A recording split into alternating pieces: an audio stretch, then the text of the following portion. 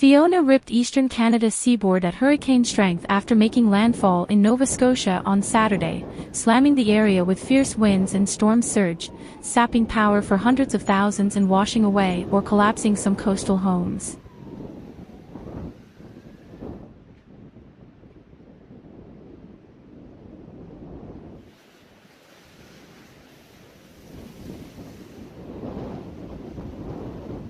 Fiona left a trail of devastation. Some coastal homes in the area collapsed and a few toppled structures fell into the sea or were surrounded by floodwater. In Channel Port aux Basques, houses were washed away.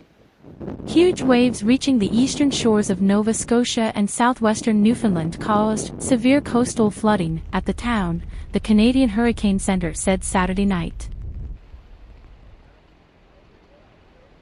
Authorities in the province declared a state of emergency for the town amid multiple electrical fires, residential flooding, and washouts Saturday morning.